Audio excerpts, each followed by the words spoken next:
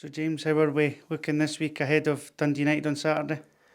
Yeah, the squad, I think from the ones that trained last Friday, preparing for last week's game, there's not been too much of a change.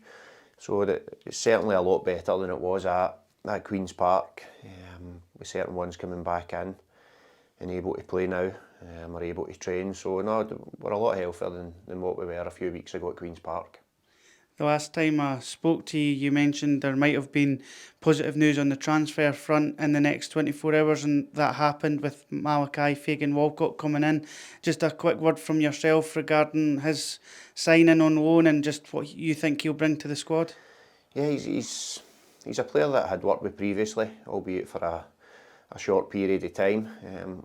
Always kept an eye on him, and we knew of his quality. He's come into the group. He's fitted in really well. I think he's been disappointed the last two weeks that the games were cancelled because we got him up pretty quickly before the Airdrie game to have him involved, and he would have been in the team that day. So he's desperate to get started. He's now trained for a few weeks without a game, so he's eager to get going. But no, he's a good player, good footballer, really good defender as well. So he'll hopefully fit into our group really well. On the pitch, off the pitch, it's been pretty easy for him. He obviously knows a few of the players in there for his time up here before, and he knows myself and Dave. So no, it's been good to have him on board. And work continues to try bring in further new additions. Yeah, I think if I do remember back to that interview, I said there potentially could have been two. That other one we are still working on at the minute, and there's other areas of the pitch that we're trying to strengthen as well. So the Premier League teams have got to next week to do all their business in terms of incomings. And obviously the window opens for loans up here, but there's players out with Scotland that we're monitoring as well. So no, we're very active and eager to add a few to this team and help them. But as I say, we're getting a few back as well, but we still do know that we need a couple to help this group.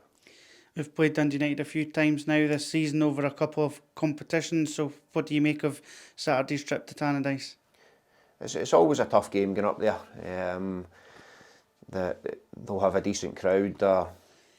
They are a team that's fighting for the title, and when a club that size comes down into this league, then that goes with the territory of being at that club, that there's pressure to win every week. I don't think that'll bother them.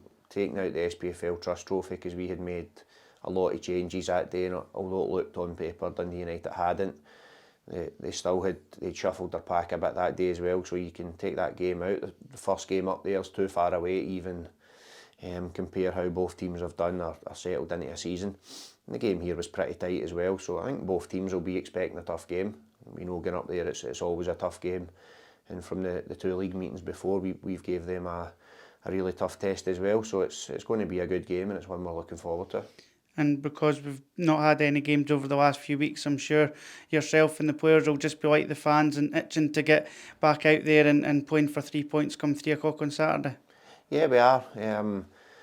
It's tough when you train all week and there's no game at the weekend. More so for the players, because they're the ones that are preparing. We're putting sessions on and going through stuff that we want to work on, or working on stuff that we want to see on the pitch come the Saturday. So for them it can be annoying at times. You're picking a team, you're naming a team, then the game's off and they've got it in their head, are they still in the team the following week? So no, they're desperate to get going. It's not normal unless you're injured or on your summer break to go 3 weeks without a game. So for them, they're just desperate to get back going. As a staff we are, and we know the fans will be desperate to get back behind us and get out to watching football again on a Saturday.